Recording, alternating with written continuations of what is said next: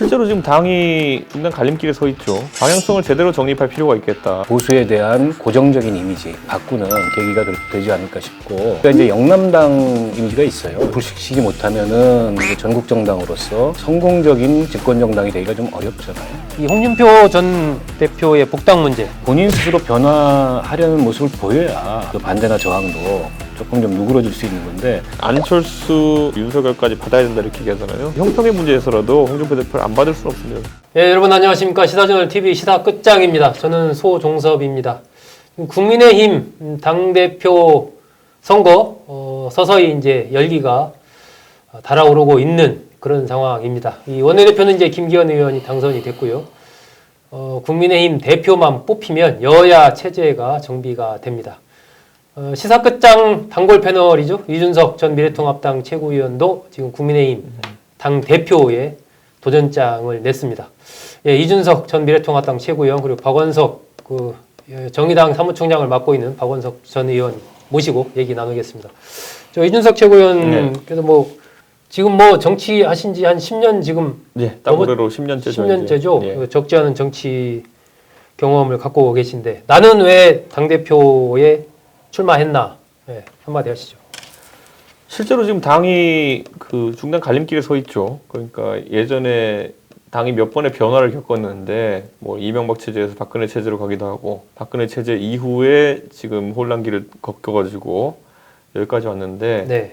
방향성을 제대로 정립할 필요가 있겠다 이런 생각이 들고요. 특히 이번 서울시장 보궐선거의 결과를 보면은 지금까지 저희가 당을 하면서 몇십 년 동안 고민하지 않았던 지점을 새로 고민해야 되는 위치에 있습니다. 그건 무슨 얘기입니까? 기본적으로 지지층의 조성이 많이 달라졌어요. 아. 이번에 오세훈 시장을 뽑았던 사람들, 아니 박형준 시장을 뽑았던 사람들 중에 상당수가 이제 과거에 전혀 안 뽑았던 사람들이거든요. 젊은 세대들이 많이 그렇죠. 유입됐다. 특히 젊은 세대를 주력으로 한 그런 어떤 새로운 지지층이 유입됐는데 여기에 대한 메시지 소구력이 지금 저희 당 지도부 지금까지 있었던 것들 같은 경우에는 없어요. 딱 1년 전인데 그 당시에 황교안 지도부는 그걸 흡수하지 못했던 거죠. 네. 그렇기 때문에 저는 이거 이어나가는 게 중요하다 이렇게 보고요. 네. 제가 그래도 10년 동안 이거 하는 거는 그래도 좀 여러 가지 기회를 받아가지고 훈련이 됐다 봅니다. 그러다 네. 보니까 강점이 있다고 보고요. 기본적으로 저는 영남, 비영남 구도 이런 거는 저는 좀 전근대적인 좀 구호다 이렇게 보고요. 네. 다만 당의 개혁 노선을 가지고 이제 좀 후보군이 갈리지 않을까 생각합니다. 아하. 예. 박원석 의원께서는 어쨌든 이준석 최고위원과 같이 방송 출연도 많이 하셨고 이렇게 가까이서 봐온 그런 부분이 있는데 당대표 출마 어떻게 아니 보십니까? 일단 출마했으면 당선되길 바랍니다. 후원 계좌 10명.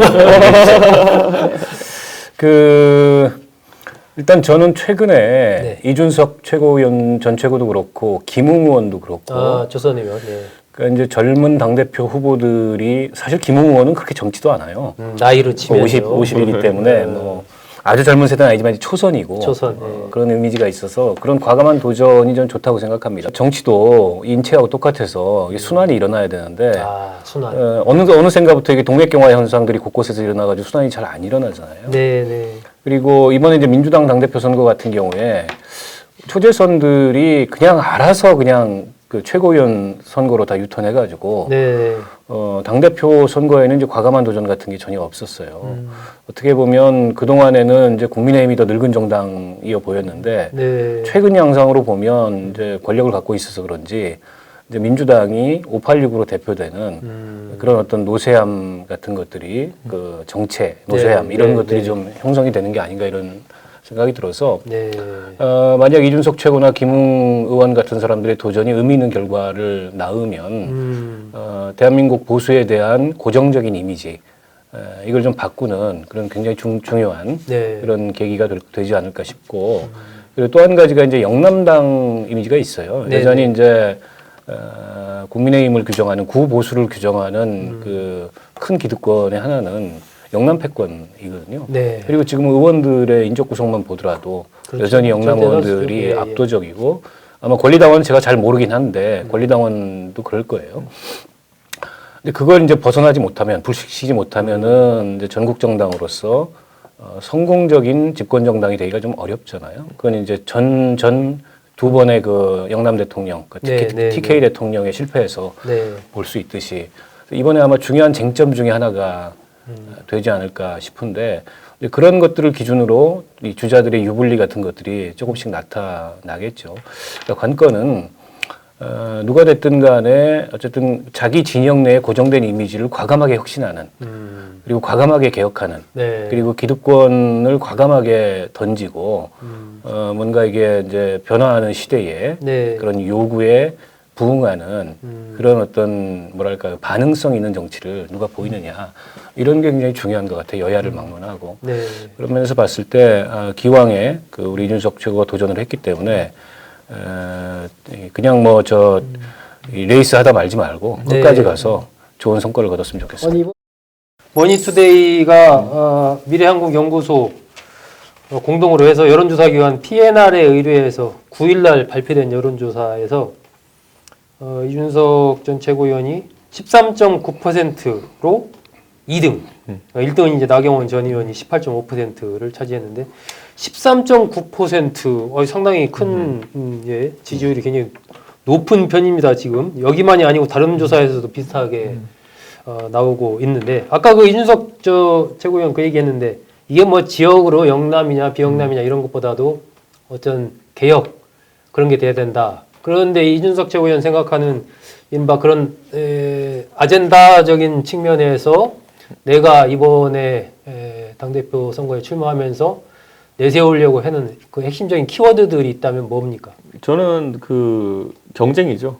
경쟁? 예, 당내에서 지금은 전부 다 친소 관계로 이제 인사를 막 하고 이러잖아요. 그러니까 사실상 역관제 비슷하게 돌아가고 있거든요. 네네. 근데 저는 대변인 정도에 해당하는 당직들 그리고 뭐 전략을 짜는 기획하는 이런 당직들 같은 경우에는 저는 충분히 뭐 개방형으로 열 수 있다 이렇게 봅니다. 아하, 우리 당원들 예, 중에서 예를 들어 뭐 저희가 바른미래당 시절에도 제한적으로 시도해봤던 토론 배틀이라든지 네, 이런 네. 것들 전면적으로 도입해가지고 저는 대변인이야말로 가장 당에서 말 잘하고 그 글 잘 쓰는 사람들이 가야 되는 자리인데 예전에 저희가 그런 얘기 하잖아요. 그 박희태 뭐 이런 명대변인, 네, 네. 이낙연 이런 명대변인 있던 시절에 비해 가지고 지금 대변인들은 그냥 글쎄요 말을 이제 만들기보다는 그냥 전달자 역할만 하고 있는 이런 상황인데 네. 저는 그런 것들 충분히 개선될 수 있다. 능력주의, 실력주의로 당의 인사체계 개편하면은 그리고 제가 이제 약간 도발적이지만은 지방의원이든 국회의원이든지 간에 그 자격 시험을 두겠다는 얘기를 했어요. 시험을 보겠다. 자격 시험이라는 게 뭐 예를 들어 1등한 사람이 공천받는다 이런 게 아니라 어, 과락을 두는 거죠. 예. 적어도 관련해는 뭐 그게 뭐 수학과학 보자는 것도 아니고 저는 지방의원이든 국회의원이든 의정 활동을 하려 그러면은 기본적으로 자료 해석 능력이라든지 아니면 자기가 말하고 싶은 걸 표현하는 능력이라든지 이런 것들이 담보돼야지 훌륭한 의정 활동을 할 수 있다 생각하거든요. 네. 지금은 그게 안 돼요. 제가 그분들을 비하하고자 하는 게 아니라 그분들이 국가를 위해 봉사하겠다는 마음은 알겠는데 의원보단 다른 일을 찾아보셔야 돼요. 그런 분들 그게 안 되면은. 네. 왜냐하면 그 의원이라는 것이 얼마나 신성한 업무냐면은 공무원들 아니면 정부를 감시하는 역할이거든요. 도둑을 잡으려면 도둑보다 경찰이 똑똑해야 되는 것처럼 저는 의원들이 자기가 감사하는 곳들보다는 능력치가 있어야 되는데 그런데 그게 안 되다 보니까 거의 지금 지방행정이 고양이에게 생선을 맡기는 모습처럼 돌아가는 것이고 오히려 당과 관계없이 구의원이나 이런 토호들이 지방관청과 결탁하는 경우도 많아요. 그러니까 저는 이런 것들 뭐 국회라고 안 그렇겠습니까? 네, 저는 네, 능력이 없는 사람들은 의원이 아니라 다른 길로 나라를 위해 봉사할 길을 찾았으면 좋겠다. 그래서 저는 자격시험제를 강하게 밀어붙일 거고요. 무책임하게 할 거 아니고요. 예를 들어 지방선거가 당장 내년에 있지 않습니까? 네. 당장 이번 겨울부터 필요한 사람은 교육을 이수하라는 거고 아하. 일제고사 아닙니다. 한 번 봐서 떨어지면 또 공부해서 두 번 보세요. 대신 공부는 해야 된다는 겁니다. 이 국민의힘에 대해서 갖고 있는 이 국민들의 이미지 이런 것들도 많이 쇄신을 해야 되지 않을까요?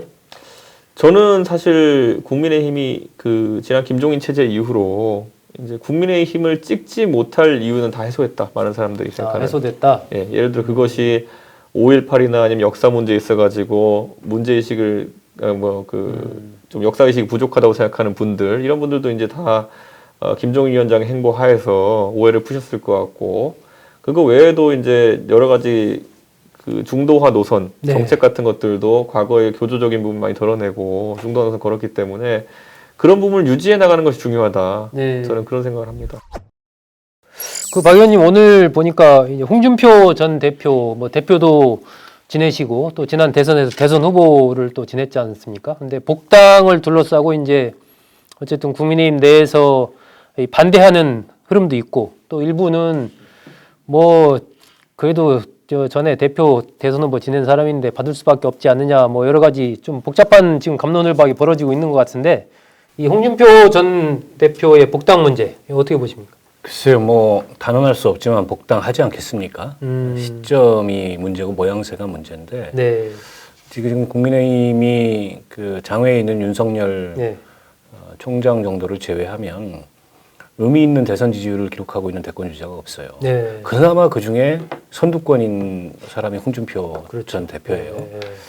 현재는 무소속이지만 예. 게다가 이제 어쨌든 TK를 중심으로 한 그런 지역 기반이 일정하게 있다고 봐야 되고, 네. 그리고 지난 대선에 그 일정한 득표율을 올렸지 않습니까? 네. 예. 근데 이제 당을 좀 쇄신하고자 하는 사람들 입장에서는 홍준표 대표로 이렇게 좀 이미지화돼 있는 뭐 네. 막말이라든지 네. 뭐 이런 것들이 지금 당에 도움이 하나도 안 된다. 뭐 네. 저라도 그런 생각 할 거예요. 네. 예. 그러나 이제 당내의 힘의 관계로 봤을 때 어느 시점에선가는 복당을 할 거고, 근데 홍준표 전 대표도 복당을 한다면, 그러니까 기존에 본인이 이제 가져왔던 이미지하고 좀 달라져야 되겠죠. 네. 시대가 변하고 있고 더 네. 이상 영남당으로 집권할 수도 없고. 근데 이제 그런 이미지 변신을 본인이 좀 유연하게 하지 못한다면 아마 당내 저항은 훨씬 더 커질 거고 네. 상당한 시간이 걸리고 본인도 상처를 그 과정에서 뭐 그저께도 김웅 의원하고 무슨 뭐 예. 일찍 피는 꽃 뭐 조화로 사시라 이런 그러게요. 논쟁을 벌였는데 그 초선 의원하고 그런 논쟁 해봐야 본인한테 손해가 될 게 이익이 될 게 뭐가 있겠습니까? 글쎄요, 말입니다. 그러니까 앞으로도 그런 게 반복될 수 있기 때문에 사실은 본인 스스로 변화하려는 모습을 보여야 그 당내의 그 반대나 저항도 조금 좀 누그러질 수 있는 건데 본인은 하나도 변하지 않겠다고 얘기하면서 내가 이 당의 대주주인데 나를 안 받으면 니네가 어쩌자는 거냐라는 네. 태도는 좀 아니죠. 예. 이준석 최고위원은 어떻게 봅니까? 저는 홍준표 대표 들어오는 거 아무 문제 없다 이렇게 얘기했거든요. 왜냐면요, 그 논리가 맞아야 돼요. 근데 논리가 예를 들어 지금 우리 당에 보면은 안철수 그리고 거기 더해서 윤석열까지 받아야 된다 이렇게 얘기하잖아요. 네. 윤석열은 어떤 사람이냐면요. 윤석열 총장은 저희 당 출신 대통령 2명 감옥 보낸 사람이고요. 안철수 대표는 그 과정에서 저희 엄청나게 욕했던 사람이에요. 네. 그러니까 이 두 사람을 받으려면은 그 앞에 있는 홍준표 대표 받지 않을 수가 없습니다. 네. 그러니까 이게 논리적 문제예요. 그러니까 이게 만약에 대통합이라고 해가지고 윤석열까지 받아들일 것이면은 홍준표 대표가 지금 가진 관은 그거에 비해서 100분의 1도 안 됩니다.